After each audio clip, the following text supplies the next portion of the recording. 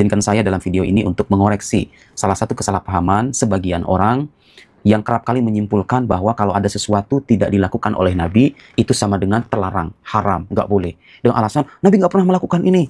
Lihat Al-Azhar itu membolehkan ucapan selamat Natal kepada orang Kristen. Nabi itu hidup orang Kristen selama bertahun-tahun. Ada nggak riwayat yang menyebutkan Nabi itu pernah mengucapkan selamat Natal? Jadi dalam nalar mereka, kalau Nabi nggak melakukan itu artinya terlarang gitu loh. Lihat saudara-saudara, pernah nggak itu ketika ada orang meninggal, kemudian Nabi mengumpul sahabatnya bikin tahlilan. Kasih makanan ini, kasih makanan ke situ, bikin perkumpulan, kemudian memperingati hari kematian fulan, hari ke-10-nya, hari mingguannya, hari 40-nya, dan lain-lain. Haul dan lain. Ada nggak? Nggak ada. Berarti kalau nggak ada, berarti itu nggak boleh. Banyak kan orang punya cara pandang semacam ini nih. Seolah kalau Nabi nggak melakukan itu artinya terlarang gitu loh. Contoh lain misalnya, Maulid Nabi itu yang paling sering diberi contoh. Pernah nggak Anda melihat praktek Maulid Nabi seperti yang kita jumpai di Indonesia ini? Orang kemudian berkumpul, kemudian bersolawat, kemudian merayakan Maulid dengan membagi makanan dan lain-lain. Ini nggak ada contohnya di zaman Nabi. Nabi nggak pernah melakukan. Disimpulkanlah, ini haram, ini bid'ah, ini terlarang. Ini saya kira bisa mengoreksi banyak hal penjelasan ini ya. Sekarang kalau kita tiba secara logika, melihat perkembangan zaman yang terus-menerus berkembang, justru yang lebih relevan itu pandangan semacam ini gitu ya, bahwa tidak selamanya sesuatu yang tidak dilakukan oleh Nabi itu otomatis haram. Untuk mengatakan satu ini haram harus ada dalilnya juga. Anda punya dalil nggak yang berisikan larangan tegas, tidak boleh ini, tidak boleh ini, tidak boleh ini? Tidak ada. Kalau tidak ada, berarti itu yang bid'ah itu pandangan Anda. Anda menyimpulkan kalau Nabi tidak melakukan otomatis terlarang. Itu namanya bid'ah, itu nggak ada dasarnya itu. Nggak ada hadisnya juga yang menyebutkan bahwa sesuatu yang tidak dilakukan oleh Nabi itu otomatis haram, otomatis terlarang. Nggak ada hadisnya juga. Anda bikin bid'ah loh. Hati-hati ya. Ayo kita sama-sama membangun cara pandang yang positif dalam melihat ijtihad para ulama. Assalamualaikum warahmatullahi wabarakatuh. Alhamdulillah wassalatu wassalamu ala rasulillah. Allahumma sholli ala Muhammad wa ala ali Muhammad. Teman-teman yang dirahmati Allah subhanahu wa ta'ala, Ustadz Nuruddin menjelaskan bahwa tidak semua yang ditinggalkan Nabi Muhammad SAW berarti haram. Dalam usul fikih, keharaman harus berdasarkan dalil tegas, seperti larangan eksplisit dalam Al-Quran atau hadis. Contoh seperti maulid Nabi, tahlilan, atau ucapan selamat Natal tidak dilakukan Nabi, tetapi tidak otomatis haram. Praktik ini sering didasari ajaran syariat, seperti memberi makan, berzikir, atau berbuat baik kepada sesama. Untuk lebih jernih memahami bidah, kita dengarkan penjelasan Ustadz Yahya Badrussalam Hafizahullah. Simak sampai selesai. فَبِأَيِّ آلَاءِ رَبِّكُمَا تُكَذِّبَانِ. Akhi, pemahaman para sahabat lebih daripada kita, Pak. Mereka lebih paham tentang Al-Quran dan hadis. Kenapa, Pak? Ada yang bisa menyebutkan kenapa? Kenapa para sahabat lebih paham dari kita? Pertama, Al-Quran turun dengan bahasa mereka. Rasulullah berbicara dengan bahasa Arab mereka. Dan mereka manusia yang paling fasih dalam bahasa Arab. Sudah begitu mereka langsung mengambil tafsir Al-Quran dari Rasulullah SAW. Sudah begitu mereka langsung melihat prakteknya Rasulullah SAW terhadap Al-Quran dan hadis. Otomatis, Pak, yang menyaksikan lebih tahu daripada yang tidak menyaksikan. Ya enggak? Makanya istilah orang Arab apa? Laisal khabar kal muayyanah. Sebatas mendengar tidak sama dengan melihat langsung. Para sahabat melihat langsung, kita cuma dengar. Kalau cuma dengar seringkali salah paham. Ya enggak, Pak? Maka dari itu orang yang langsung melihat Rasulullah sholat, langsung melihat bagaimana praktek Rasulullah, lebih paham daripada kita. Faham tidak ya akhul Islam azani Allah wa iyyakum. Namun, Pak, dalam memahami pemahaman sahabat ini harus kita berikan kaidah-kaidahnya yang harus pahami. Pertama apa? Bahwa apa yang para sahabat lakukan, paham? Yang amalkan. Kalau itu diamalkan di zaman Rasulullah SAW dan disetujui oleh Rasulullah SAW, maka itu menjadi syariat. Adapun kalau sahabat itu mengamalkannya setelah Rasulullah wafat, paham tidak? Dan beliau amalkan dan kemudian kita lihat, adakah penyelisihan dari sahabat lain? Kalau ternyata ada penyelisihan dari sahabat yang lain, itu bukan hujah. Kalau itu tidak ada sahabat yang menyelisihinya, ini menjadi perselisihan para ulama, itu hujah atau bukan. Masalahnya apa? Bukan apa-apa. Di zaman sekarang ada orang yang mengatakan boleh, nggak masalah membuat ibadah baru. Alasannya dulu di zaman sahabat ada sebagian sahabat bikin ibadah dan Rasulullah menyetujuinya.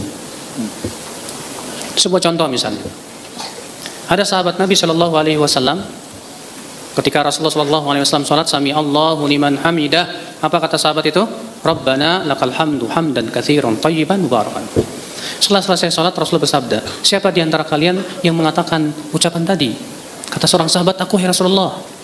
Apa kata Rasulullah? Sungguh aku melihat ada 30 malaikat yang berlomba-lomba, siapa yang pertama kali mencatatnya. Lalu ada sebagian orang berpendapat begini, lihat sahabat ini bikin bacaan sendiri. Bikin apa? Bacaan sendiri. Dan Rasulullah SAW mengatakan, Masya Allah, berarti itu menunjukkan sahabat aja bikin bid'ah kok, bikin bacaan sendiri. Boleh dong kita bikin bacaan sendiri. Masa sahabat boleh, kita nggak boleh? Kita katakan, akhi, sahabat ini hidup di zaman siapa? Yang menyetujuinya siapa? Rasulullah menyetujuinya pakai apa? Rasulullah menyetujuinya dengan apa? Dengan wahyu langsung dari Allah. Mungkinkah dikiaskan dengan zaman sekarang?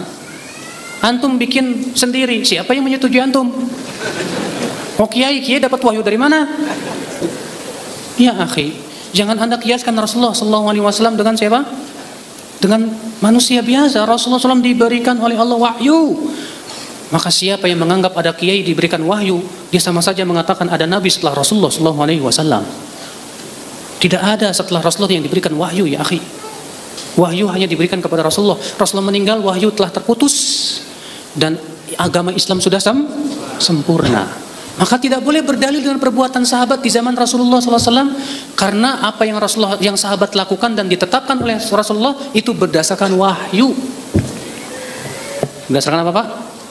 Wahyu.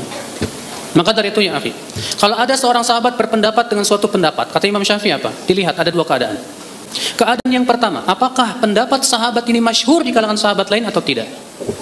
Kalau ternyata sahabat ini pendapatnya masyhur di kalangan sahabat yang lainnya, ya, masyhur di kalangan sahabat yang lainnya, maka pada waktu itu ya akal Islam kita lihat, ada nggak pengingkaran? Kalau tidak ada yang mengingkari satupun dari para sahabat, menurut Imam Syafi'i itu hujah. Ya, paham tidak Pak? Ini sebetulnya sering dibahas ya, dan insya Allah antum sudah paham masalah ini. Ya, maka ya akhi, ini kaidah yang kedua yang saya perlu sebutkan tadi. Ya. Kaidah selanjutnya yang berhubungan perbuatan sahabat, Pak. Apabila para sahabat tidak melakukan suatu perbuatan, perhatikan. Apabila para sahabat tidak melakukan suatu perbuatan, yang tidur mas? Enggak. Ya. Oh, sedang fokus, masya Allah. Apabila para sahabat tidak melakukan suatu perbuatan, dilihat kenapa mereka meninggalkan. Kalau mereka meninggalkannya karena belum ada pendorongnya di zaman sahabat, belum apa?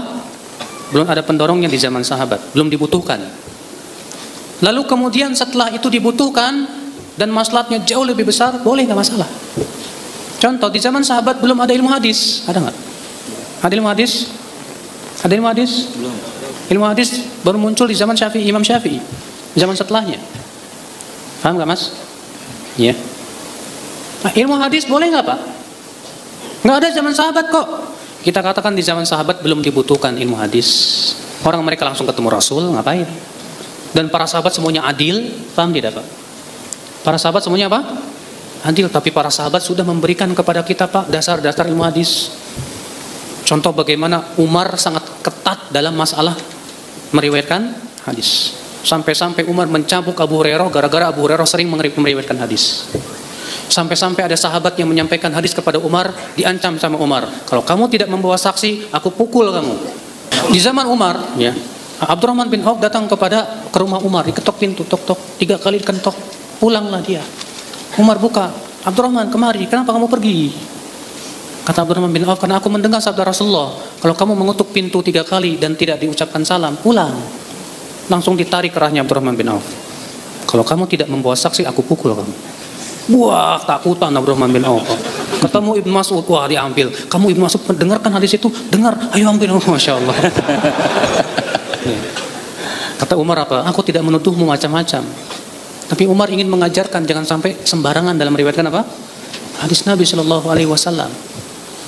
Ibnu Abbas, ya di zamannya, tadinya beliau itu kalau mendengar ada sahabat yang berkata sabda Rasulullah, didengerin Pak, langsung dicatat baik-baik. Ibnu Abbas luar biasa. Tapi di zaman ketika para sahabat sudah banyak yang meninggal dunia, banyak orang-orang yang meriwayatkan sembarangan Pak. Sebagaimana Imam Muslim meriwayatkan dalam kitab Muqaddimah Sahihnya, ya, ada seorang tabi'in yang bernama Bashir bin siapa saya lupa. Dia menyampaikan hadis-hadis dari Rasulullah SAW. Maka apa yang terjadi? Faja'ala Ibnu Abbas la yaltafitu ilai. Maka Ibnu Abbas tidak menengok kepadaku, tidak dengar. Maka aku berkata kepada Ibnu Abbas, aku sampaikan kepada kamu Rasulullah, sabda Rasulullah, kok kamu tidak mau dengar? Apa kata Ibnu Abbas? Inna kunna idza sami'na ahadan yaqulu qala Rasulullah ibtadaratu a'yununa wa aswasami'atu adanuna. Dahulu memang kalau kami mendengar ada orang yang mengatakan Rasulullah bersabda, mata kami langsung tertuju kepada dia. Pendengaran kami sudah siap-siap untuk mendengarnya. Falamma raqiban nasa sa'bu wadzalul. Tapi ketika sekarang orang mengambil dari setiap orang, tidak peduli dan tidak memilah dan memilih. Lam na'khudh illa man arafna, illa mimman arafna. Kami tidak lagi mau mengambil kecuali dari orang yang kami kenal saja. Ibnu Abbas sudah memberikan kepada kita apa? Ya, dasar-dasar ilmu hadis. Maka para tabi'in melihat sahabat begitu, mulai mereka berhati-hati, Pak. Apalagi setelah muncul firqah-firqah sesat, Khawarij, Syiah dan yang lainnya, tambah ketat mereka, Pak.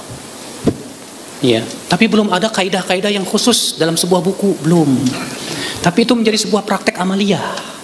Setiap perawinya dilihat, Mas, jangan tidur. Jangan bobo. Tajam banget. Dilihat, Pak. Dan subhanallah di majelisnya ilmu hadis itu, Pak, itu ada mukri dan ada yang ditugaskan untuk mencatat. Si fulan ketika mendengar hadis ini tidur. Si fulan ngobrol. Si fulan iya. Sehingga ketika dia meriwayatkan hadis itu ketahuan, si fulan dia tidur. Ngapain liatin hadis? Makanya ya akhi, hati-hati sekali zaman dulu tuh. Ya.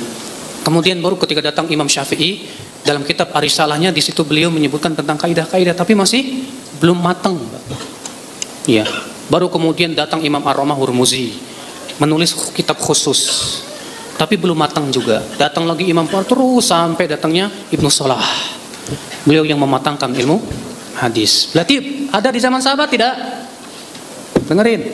Ada nggak di zaman sahabat? Enggak. Ilmu hadis? Kenapa tidak ada?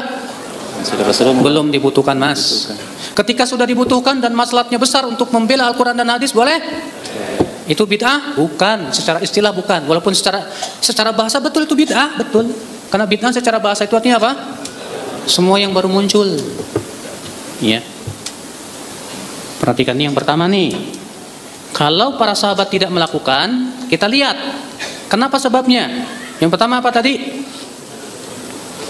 Para sahabat tidak melakukan karena belum muncul pendorongnya atau belum dibutuhkan di zaman tersebut. Atau yang kedua, apa itu? Para sahabat belum melakukannya karena masih ada penghalang-penghalangnya. Belum mampu mereka lakukan, Pak. Contoh, para sahabat nggak ada di zaman sahabat haji naik mobil. Ada nggak, Pak? Para sahabat haji naik apa? Onta, kuda. Iya. Nah, sebagian orang ada yang berkata begini, kalau kita ngikutin sahabat, berarti kita naik onta dong. Ini orang asbun, tahu asbun, Pak? Asal bunyi, Pak. Ya pantas aja di zaman sahabat Pak naik onta. Coba zaman sahabat ada mobil, mereka pasti naik mobil, Pak. Ya. Keyakinan para sahabat, Pak, masalah dunia itu halal pada asalnya. Saya berikan contoh. Yang pertama kali membuat pos kilat siapa? Umar bin Khattab. Umar, ya, membuat pos-pos, setiap pos diisi kuda-kuda yang dirampingkan. Dengan jalak, ya, setiap berapa mil ada posnya, Pak.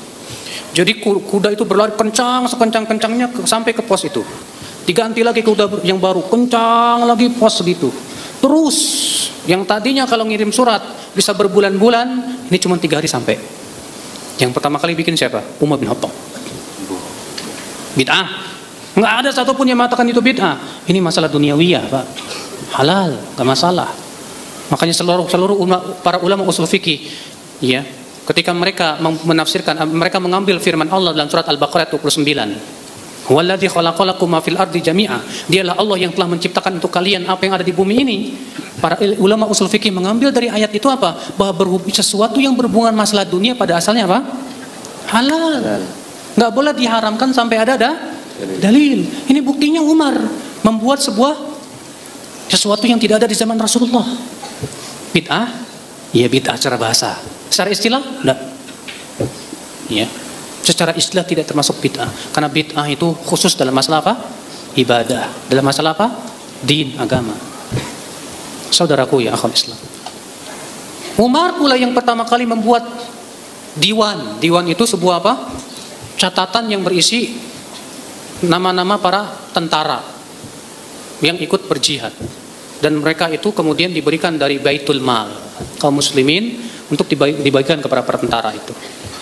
Umar juga yang pertama kali memberikan peraturan, setiap yang jadi gubernur beliau akan hitung kekayaannya berapa.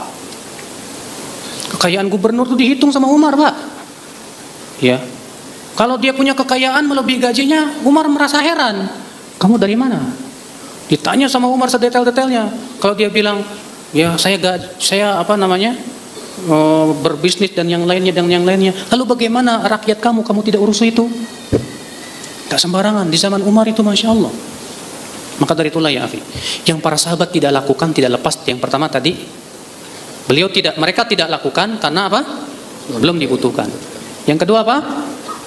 Mereka tidak lakukan karena masih ada penghalangnya. Yang ketiga apa Pak? Mereka tidak lakukan padahal dibutuhkan di zaman mereka. Dan tidak ada juga penghalang yang mereka mampu lakukan. Berarti itu menunjukkan memang para sahabat meyakini itu tidak disyariatkan. Para sahabat meyakini itu tidak. Saya mau tanya sama antum. Antum sama para sahabat siapa yang lebih cinta kepada Rasulullah? Sahabat. Antum lebih cinta dari sahabat? Hah? Siapa yang berani mengatakan saya lebih cinta dari para sahabat kepada Rasulullah? Enggak ada apa-apanya cintanya kita dengan para sahabat ya akhi. Tapi adakah di antara sahabat yang merayakan kelahiran Rasulullah? Ada? Mana ada para sahabat yang akan Islam merayakan kelahiran Rasulullah SAW? Padahal mereka orang yang sangat mencintai Rasulullah SAW. Tidak ada. Mampu tidak mereka lakukan?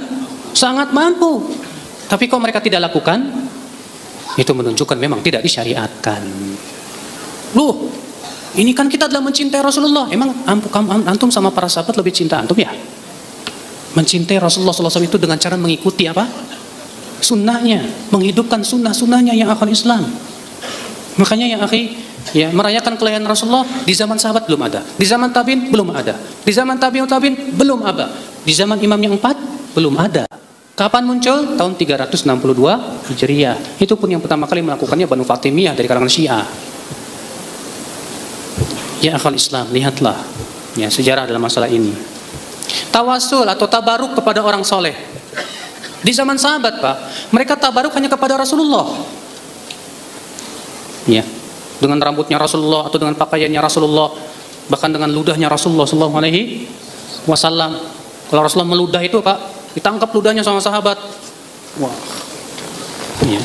Tapi apakah ada para sahabat yang tabaruk kepada Abu Bakar? Hah? Mas, udah capek ya?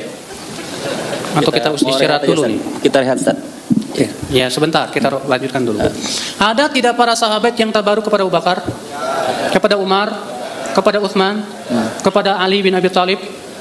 Adakah yang lebih baik daripada Abu Bakar? Manusia terbaik setelah Rasulullah siapa? Abu Bakar. Kemudian siapa? Umar. Kemudian siapa? Utsman. Ada nggak sahabat yang tabaruk dengan ludahnya Abu Bakar?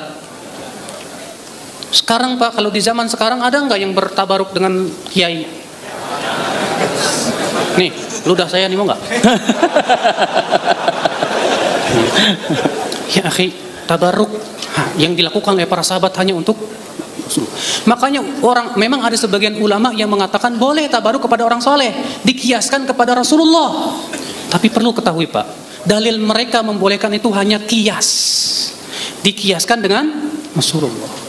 Sekarang ya akhi, kalau kias itu benar, yang pertama kali pasti melakukan para sahabat, para tabi'in, para tabi'ut tabi'in. Demikian pula imam yang 4. Adapun riwayat yang mengatakan Imam Syafi'i tabaruk dengan kuburan Abu Hanifah, itu riwayat tidak ada sanadnya. Ya. Maka dari itulah ya akhwan Islam azani Allah wa iyyakum.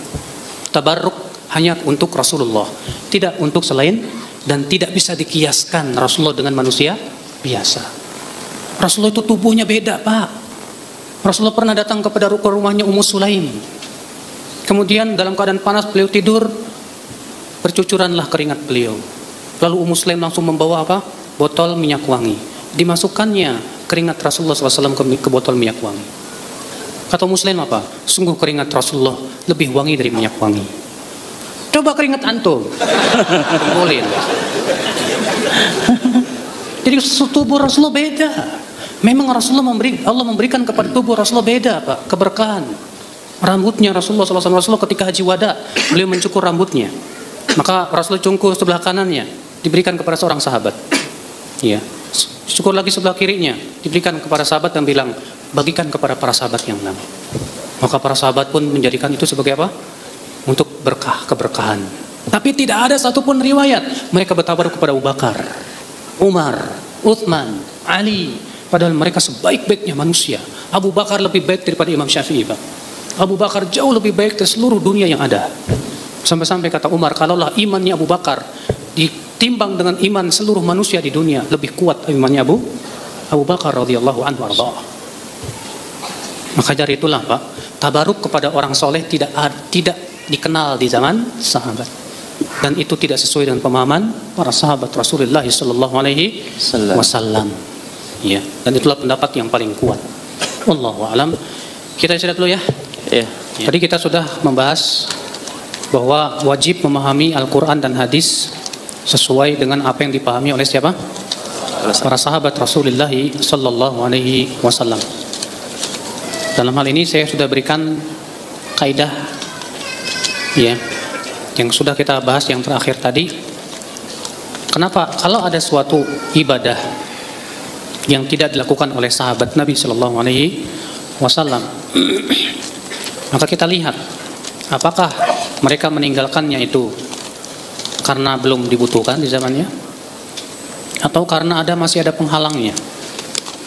Kalau ternyata mereka tinggalkan sementara dibutuhkan di zaman mereka dan juga tidak ada penghalangnya, artinya mereka mampu melakukan itu, maka itu menunjukkan bahwa para sahabat tidak mau atau tidak menganggap itu disyariatkan.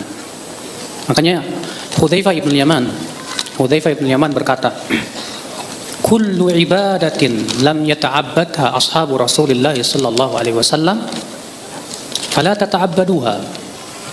Setiap ibadah yang tidak pernah dilakukan oleh para sahabat Rasulullah sallallahu alaihi wasallam, maka jangan kalian yang melakukannya. Setiap ibadah yang tidak pernah yang tidak pernah dilakukan oleh para sahabat Rasulullah sallallahu alaihi wasallam, jangan kalian lakukan. Ya, kenapa masalah ibadah sudah dijelaskan oleh Rasulullah sallallahu alaihi wasallam. Semua. Tidak ada satupun yang memasukkan ke dalam surga dan menyelamatkan dari api neraka kecuali sudah dijelaskan oleh Rasulullah sallallahu alaihi wasallam. Ikhwatul Islam azani Allah wa iyyakum. Ini yang berhubungan dengan perkara yang para sahabat tidak melakukannya ya ikhwatul Islam. Adapun sudah kita sebutkan tadi yang sebelumnya tentang perkara yang diperbuat oleh para sahabat. Maka perbuatan para sahabat sudah saya sebutkan tadi tidak lepas dari dua keadaan. Keadaan yang pertama di zaman siapa? Rasulullah sallallahu alaihi. Maka kalau itu disetujui oleh Rasulullah itu jadi syariat. Tapi kalau tidak disetujui oleh Rasulullah maka tidak menjadi apa? Syariat. Ada tidak perbuatan sahabat yang tidak disetujui oleh Rasulullah? Banyak. Di antaranya seperti ada 3 sahabat yang datang kepada istri-istri Rasulullah SAW. Lalu mereka bertanya bagaimana sih ibadahnya Rasulullah SAW. Ketika diberitahu bagaimana ibadah Rasulullah, apa yang terjadi? 3 orang ini berkata, Aina nahnu min Rasulillah. Siapa kita dibandingkan dengan Rasulullah SAW? Kalau Rasulullah kan sudah diampuni dosanya yang telah lalu maupun yang akan datang, sedangkan kita tidak. Apa kata mereka? Salah satu mereka berkata, saya akan sholat malam terus menerus, tidak akan pernah tidur. Yang satu berkata, saya akan berpuasa terus menerus, tidak akan berbuka. Yang satu berkata, saya tidak akan menikah. Makanya rupanya ya tiga orang ini ucapannya sampailah kepada Rasulullah sallallahu alaihi wasallam. Mendengar itu Rasulullah bersabda, antumul ladzina qultum kadza wa kadza. Apakah kamu yang pernah melakukan perbuatan ini dan begitu? Kamu yang mengatakannya? Kata mereka, betul ya Rasulullah.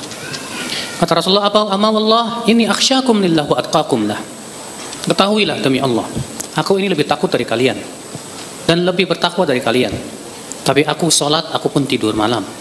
Aku berpuasa, aku pun berbuka, dan aku menikah.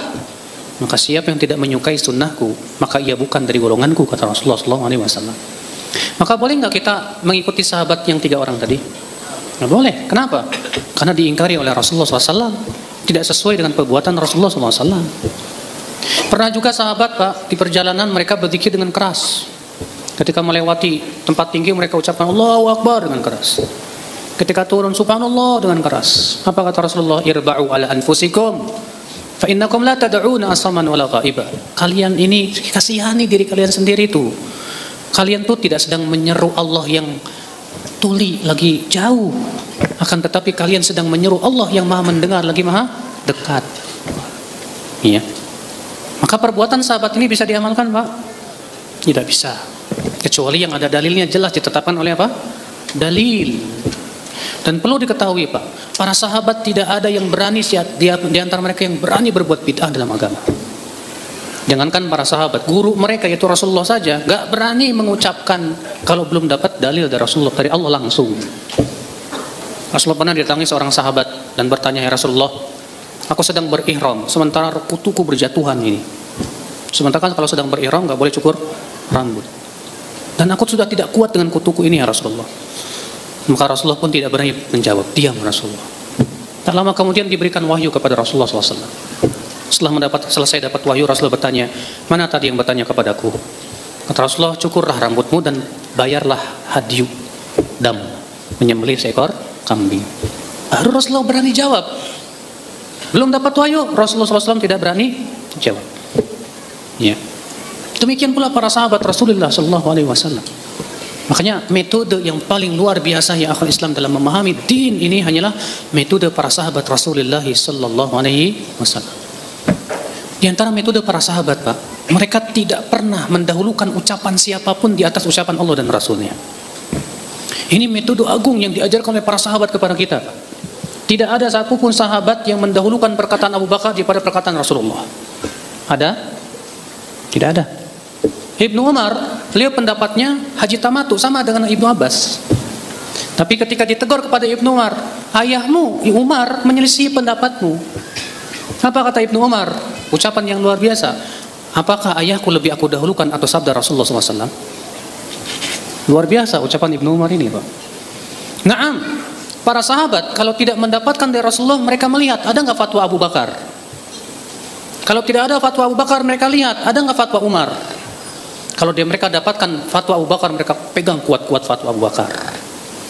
Iya, kalau sudah tidak ada nas dari Al-Quran dan hadis Nabi Sallallahu Alaihi Wasallam. Demikian kita bersikap. Selama ada dalil nas dari Al-Quran dan hadis, pendapat siapapun dari ulama, ya, minggir dulu. Dalil dari Al-Quran dan hadis itulah yang lebih kita dahulukan, Pak, karena inilah metode para sahabat Rasulullah SAW. Sudah saya sebutkan tadi, Pak, perkataan Ibnu Abbas, ya, bahwa Ibnu Abbas berkata apa? Yushiku an tanzila alaikum hijaratun minas sama. Hampir-hampir turun batu dari langit kepada kalian. Aku lakum qala Rasulullah. Aku sampaikan kepada kalian sabda Rasulullah. Lantas kalian menyampaikan kepadaku perkataan Abu Bakar dan Umar. Artinya kalau sudah ada nasnya jelas, ini nas. Masalahnya tahu nggak nas, Pak? Hah? Nas apa nas? Nas itu bukan cuma dalil. Dalam ilmu usul fikih, dalil itu, Pak, dari sisi jelas atau tidak penunjukannya itu dibagi. Ada nas, ada zahir, ada mujmal, ada mubayyan.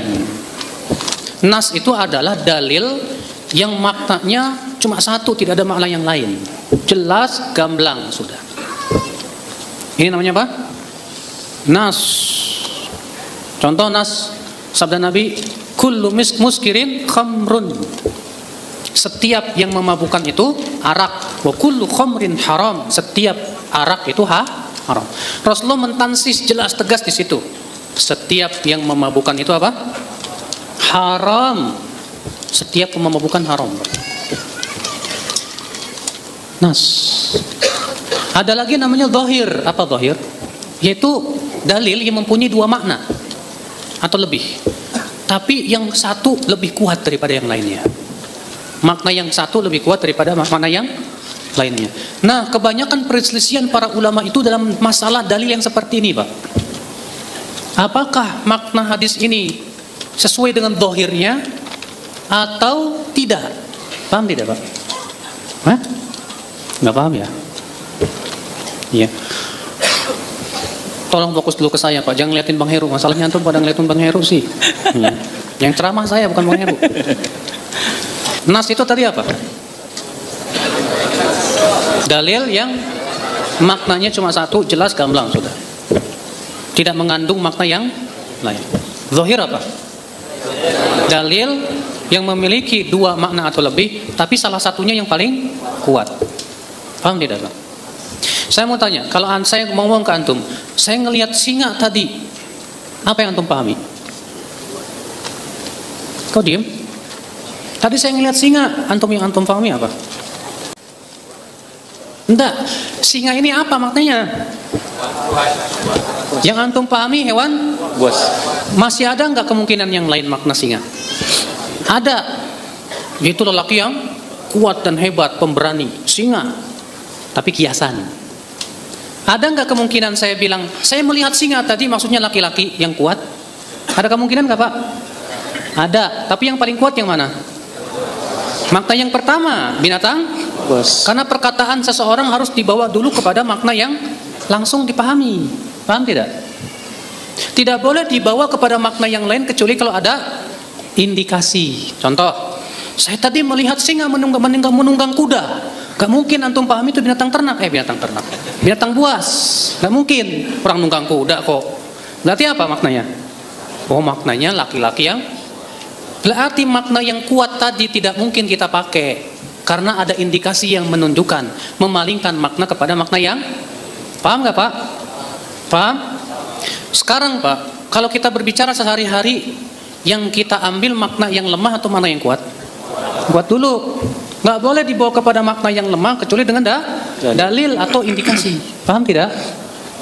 Kalau ada orang tua berkata kepada anaknya, nak, beliin ayam ke pasar, pulang-pulang bawa kambing. Bapaknya bengong, kamu kok bawa kambing? Pak, yang saya pahami kata ayam itu binatang ternak. Jadi saya pahami dari perkataan bapak semua binatang ternak bisa saya beli. Boleh nggak bapaknya marah Pak? Ngambek. Woi, ayam tuh beda sama kambing, tahu? Ayam ya ayam, yang dipahami yang lain. Paham nggak Pak? Kalau orang itu memahami dalil belum apa-apa sudah dibawa kepada makna yang lemah dan dibuang makna yang kuat tanpa ada apa? Dalil atau indikasi, inilah Pak kesesatan. Ya. Maka dari itulah yang akal Islam. Kalau ada orang misalnya mengatakan, ya, oh makna ayat ini kiasan aja, sebenarnya maknanya begini. Kita minta dalilnya mana? Kalau itu kiasan, buktinya apa? Kalau Al-Quran itu Pak dibawa kepada makna yang lemah dulu, berarti Al-Quran gak fasih. Disebut fasih itu kalau kita langsung pahami tanpa harus berpikir lebih dahulu. Maksudnya berpikir dalam artian maknanya jelas, artinya sesuai yang tampak kepada kita. Kita berbicara sehari-hari aja pasti memahami sesuai dengan makna yang kuat, ya nggak? Mas, tolong dong ambilin baju saya. Tolong dong ambilin baju. Ya. Pasti yang antum Pak pahami baju apa Pak? Hah? Pakaian. Ya udah. Nggak mungkin antum berpikir, oh baju mungkin pakaian. Pakaian kan ada dua, ada celana, ada baju. Ya udahlah, yang penting saya pakaian lah, ambillah. Celana diambil. Salah. Tolong dong ambilin pensil, pulpen diambil. Salah Pak seperti ini. Jadi kalau nas beda dengan dohir. Paham tidak? Jadi kalau sudah ada nas, pendapat siapapun minggir. Kias minggir. Nggak boleh. Tapi kalau dohir dilihat. Ya, ada enggak dalil yang memalingkan dari makna dohir kepada makna yang? Kalau tidak ada, wajib kita memegang kepada dohirnya dulu. Paham tidak Pak? Nah, makanya Pak, ini keyakinan seluruh ulama, wajib memahami dalil kepada dohirnya dulu. Nggak boleh dibawa kepada makna lain yang lemah kecuali dengan dalil. Kita yang berpegang kepada dohir seringkali disebutnya oleh orang apa? Ah, dohiri itu. Itu nggak dohiri Pak. Terlalu memahami sesuai dengan teks dan lahiriah. Masya Allah Pak. Saya bilang kalau kita nggak lahiriah, susah loh kita berinteraksi. Karena semua ucapan manusia pasti sesuai dengan lahiriahnya dulu kita pahami, ya nggak? Demikian pula perkataan Allah dan Rasulnya. Harus. Ini sahabat. Saya berikan contoh. Para sahabat itu mengambil ayat sesuai dengan lahiriahnya dulu, sampai ada dalil memalingkannya. Ketika Allah turunkan firman-Nya, alladzina amanu walam yalbisu imanahum bidzulmin ulaika lahumul amnu wa hum muhtadun. Dan orang-orang yang beriman dan tidak mencampuri iman mereka dengan kezoliman. Perhatikan Pak, dalam bahasa Arab zalim di sini nakiroh, dalam bentuk nafi, peniadaan lagi. Dalam bahasa Arab, nakiroh dalam bentuk nafi ini mempunyai makna umum. Mana apa? Berarti mencakup semua kezoliman. Semua apa? Kezoliman. Paham tidak? Dan orang-orang yang beriman dan tidak mencampuri iman mereka dengan kezoliman, bagi mereka keamanan dan mereka dapat hidayah. Mendengar ini sahabat berat banget Pak mendengar ayat ini. Wallahi berat para sahabat. Datanglah mereka kepada Rasulullah, ya Rasulullah, berat sekali ayat ini ya Rasulullah. Siapa di antara kami yang tidak pernah berbuat zalim ya Rasulullah? Paham tidak Pak? Lihat para sahabat mengambil memaknai kata zalim dalam ayat ini sesuai dengan apa? Bentuknya dulu yang bersifat apa? Umum. Kata Rasulullah, ya Rasulullah, siapa di antara kami yang tidak pernah berbuat zalim ya Rasulullah? Kalau ternyata syarat untuk dapat keamanan, dapat hidayah, tidak pernah berbuat zalim, kami tidak mampu itu ya Rasulullah. Karena kami manusia pasti pernah berbuat apa? Dosa. Sedangkan dosa termasuk kezaliman enggak?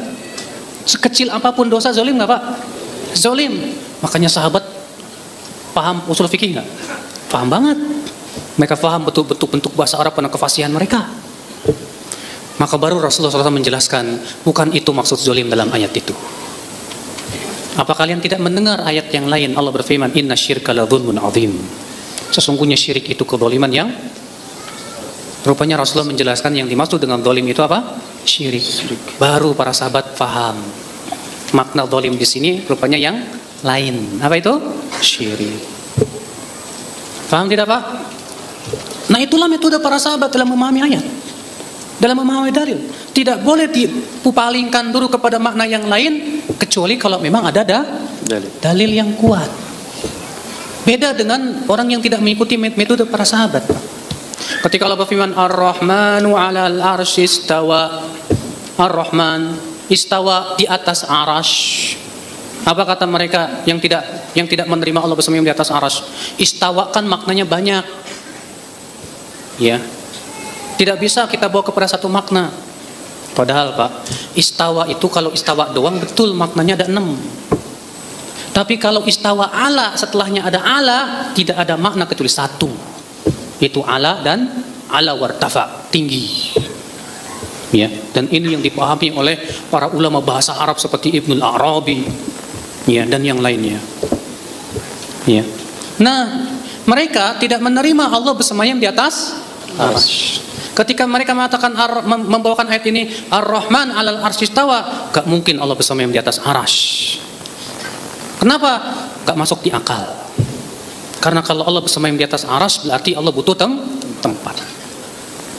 Mereka jadikan dalil akal untuk memalingkan. Padahal ya akhi, dalil akal ini tidak boleh dijadikan dalil kalau ternyata jelas-jelas bertabrakan dengan nas. Jangan tidur Mas, pusing ya, nggak paham ya? Apa gimana? Khusyuk Ustaz, khusyuk. Pahami ya. Tolong, ini masalah cukup butuh pemahaman soalnya. Ya. Maka mereka palingkan. Oh, maksudnya istawa itu istaula. Istaula artinya menguasai. Jadi artinya apa? Ar-Rahman menguasai arasy. Padahal Pak, seorang ulama bahasa Arab terkemuka mengingkari pemahaman ini. Beliau bernama Ibnul Arabi. Beliau ketika mengatakan, ada orang mengatakan istawa di sini maknanya istaula, apa kata dia? Uskut, diam kamu. Dalam bahasa Arab, kata istaula menguasai itu tidak bisa kecuali kalau ada lawannya. Allah menguasai arasy. Artinya istaula dalam bahasa Arab itu menguasai kalau ada lawannya. Kalau ada apa? Seperti misalnya Jakarta diduduki oleh Belanda, kemudian kita lawan, menanglah kita. Kita yang menguasai Jakarta, misalnya Pak. Maka kita itulah namanya istaula. Itu dalam bahasa Arab kata Ibn Arabi. Ya. Sedangkan Allah tidak ada lawannya. Siapa lawan Allah? Emang sebelum dikuasai oleh Allah arasy itu siapa yang menguasai itu arasy? Nggak ada Pak. Maka dari itulah ya akhul Islam azani Allah wa iyyakum. Sebelum arasy nggak ada. Sebelum Allah menciptakan arasy, Allah di mana? Kepo.